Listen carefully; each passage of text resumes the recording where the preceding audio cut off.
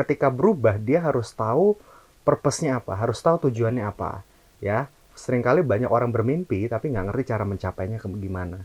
Ketika dia nggak punya cara mencapainya ke sana, prosesnya bagaimana, hitung-hitungannya bagaimana, dalam otak kita pun, secara neuroscientist pun, itu dia nggak bisa mengkalkulasi. Jadi cuma sekedar harapan tanpa pekerjaan, tanpa usaha. Nah yang akhirnya cuma sekedar angan-angan gitu. Tetapi selebihnya, kalau misalkan kita punya mental, sebetulnya mental tuh bukan hanya keinginan, tapi sebetulnya disiplin gitu, konsistensi secara hal sederhana gitu. Nah ini penting sekali untuk kita, kebiasaan-kebiasaan kecil yang kita lakukan setiap hari itu sebetulnya matters, sebetulnya berpengaruh. Smart FM. Smart Career. Halo Smart Listeners, jumpa lagi dalam podcast Smart Career. Di tahun 2024 ini, ketika berganti tahun begitu ya, pasti setiap orang menginginkan perubahan. Perubahan menjadi lebih baik, mungkin memiliki income yang lebih besar, atau memiliki karir yang lebih moncer. Namun, setiap orang bisa nggak sih berubah dan apa yang dibutuhkan untuk kita bisa berubah atau bertransformasi? Di kesempatan kali ini, Tasya Rustama sudah bersama dengan narasumber yang top sekali di bidangnya. Kita akan membahas seputar transformasi yang ideal bersama dengan Mas Harmony Ezra dari Director of Power Character Group. Iya. Halo Mas Harmony. Halo Tasya, halo Smart Listeners. Sehat? Sehat dong. Oh, iya. Tasya gimana? Sehat luar biasa. Mas Harmony, setiap orang kayaknya pengen berubah lebih baik begitu ya. Tapi nggak setiap orang punya mental untuk bisa berubah lebih baik. Sebenarnya apa sih hal yang bisa membuat orang itu berubah dan ini menjadi sebuah dorongan yang luar biasa hingga dia bisa mencapai apa yang diinginkan? Ya, setuju. Jadi yang paling penting, seringkali menurut data dan survei ya, berdasarkan psikologi gitu, orang itu ketika berubah dia harus tahu purpose-nya apa, harus tahu tujuannya apa, ya. Seringkali banyak orang bermimpi tapi nggak ngerti cara mencapainya gimana. Ketika dia nggak punya cara mencapainya ke sana, prosesnya bagaimana, hitung-hitungannya bagaimana, dalam otak kita pun, secara neuroscientist pun, itu dia nggak bisa mengkalkulasi. Jadi cuma sekedar harapan tanpa pekerjaan, tanpa usaha. Nah yang akhirnya cuma sekedar angan-angan gitu. Tetapi selebihnya, kalau misalkan kita punya mental, sebetulnya mental tuh bukan hanya keinginan, tapi sebetulnya disiplin gitu, konsistensi secara hal sederhana gitu. Nah ini penting sekali untuk kita, kebiasaan-kebiasaan kecil yang kita lakukan setiap hari itu sebetulnya matters, sebetulnya berpengaruh gitu. Kita mulai mengurangi gula misalkan, terus minum air putih, pilihan-pilihannya mulai es teh tawar, sesuatu yang menghindari manis, itu dalam jangka panjang itu definitely improve. Kita berharap punya resolusi kurus misalkan, kita punya resolusi income-nya naik, bikin usaha segala macam. Tapi sebenarnya dimulai dari hal-hal kecil, dari harapan-harapan yang kita mulai disiplin bangun sejak kecil.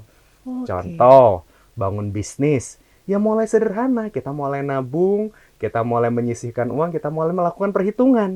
Jangan cuma sekedar, oh ya bikin bisnis, dan tanpa ada perencanaan sama sekali. Intinya adalah perencanaan dan konsistensi yang kecil, tapi Anda akan lama-kelamaan mencapai ke titik itu. Oke, berarti kalau tanpa itu, Mas Harmony, harapan ya cuma jadi harapan kosong aja begitu ya? Betul. Tapi ada juga faktor lain yang kalau ingin saya bahas lebih jauh ya, ada faktor-faktor ya itu mental block sebetulnya. Oke, menarik ini. Trauma masa lalu, kegagalan-kegagalan yang membuat kita depresi, membuat kita nggak punya harapan lagi. Nah itu juga sangat berpengaruh. Nah seringkali orang yang punya harapan dan keinginan itu cenderung sehat. Nah tapi ada loh orang-orang, semua orang pasti ingin lebih baik, cuman ada orang-orang yang sudah capek berharap. Ada orang-orang yang sudah capek punya keinginan.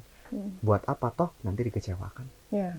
Berarti ini sama yang terjadi di Korea Selatan, Mas Harmony. Kenapa remaja-remajanya atau anak-anak mudanya tuh memilih ya udah deh YOLO aja. Karena mereka tahu bahwa mungkin mereka nggak akan bisa kebeli rumah atau punya masa depan yang sustain gitu di hari tua. Betul. Itu juga mungkin salah satu dampaknya begitu ya, Betul, Mas Harmoni?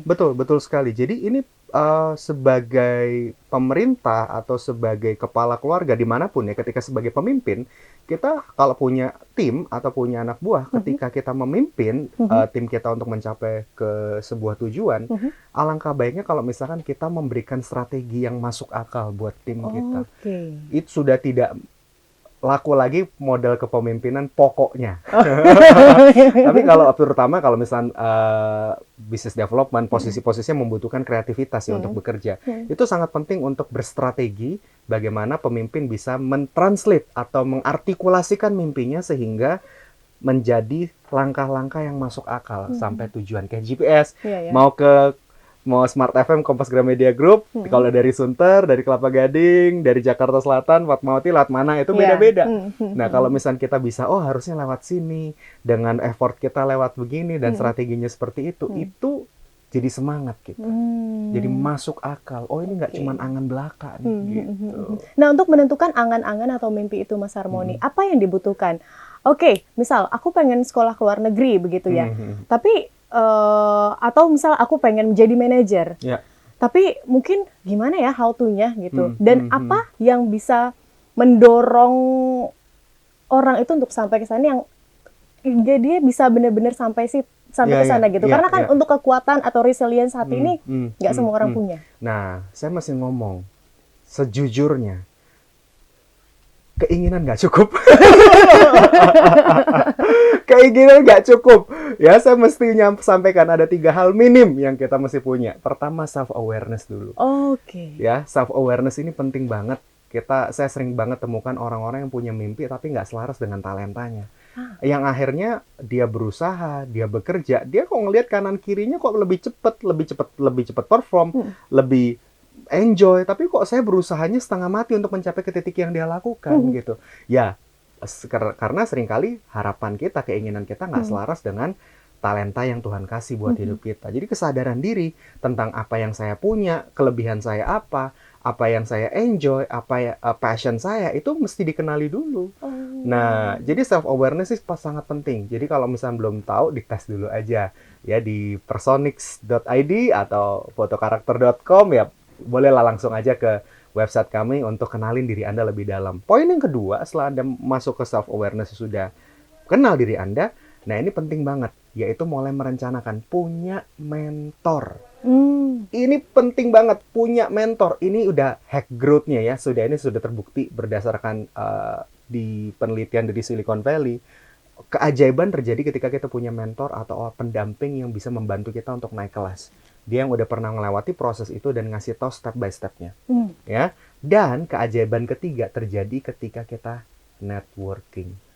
Wow. We put ourselves out there, ketemu dengan orang-orang yang punya mimpi yang sama, ketemu orang dan menunjukkan ide kita, spirit kita, passion kita, dan apa yang kita mau kerjakan.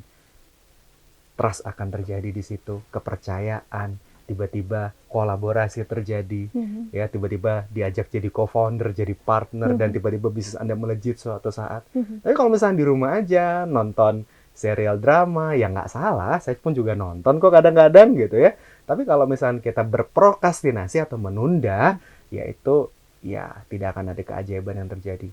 Ya. Aku mau meng-highlight nih, Mas Harmoni, seputar bagaimana kita harus mengenali diri kita sendiri begitu. Apakah dengan kita tahu karakter kita, dengan kita tahu diri kita begitu ya, dan mungkin menjalani apa yang kita inginkan atau target dan tujuan kita menjadi agen perubahan, apakah itu akan quote and quote menjadi lebih mudah? Oh, jadi sudah pasti begitu kah? Bicara tentang agen perubahan ini menarik ya, karena kita sendiri harus berubah untuk menjadi agen perubahan itu sendiri, jadi ambasador perubahan itu sendiri. Pada prinsipnya sih, kalau mau jadi agen perubahan itu kita harus punya idenya dulu, kita harus punya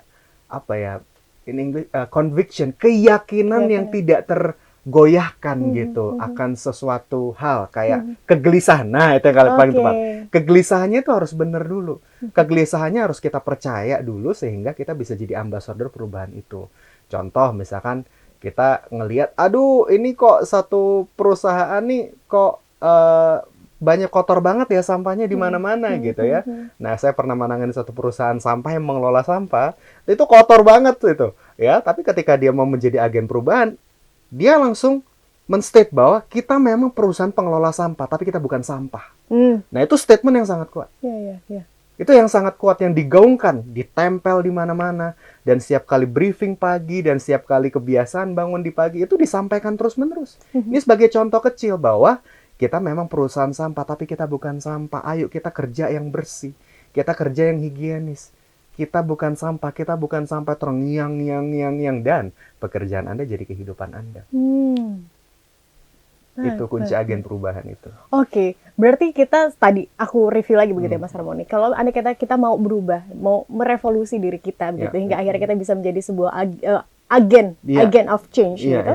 Kita ya harus dimulai dari diri kita, harus punya tujuan. Betul. Kemudian harus kenal diri kita dengan ya tahu karakter diri kita begitu kan. Kemudian kita harus punya mentor dalam berkarya ya. Benar. Karena berkarya kan harus kan berkarya. Jadi lengkapnya berkarya dengan mentor. Gitu. Berkarya dengan mentor. Agar ibaratnya ini kayak shortcut gitu ya Mas Harmoni. Yes, kita bisa mau tahu ke tempat A, tapi jalan tikusnya yang mana begitu kan. Betul. Kegagalannya tuh nggak perlu ngulang lagi karena udah ada mentor yang ngajarin gitu. Oke, baik. Dan yang terakhir? Networking itu penting. Betul.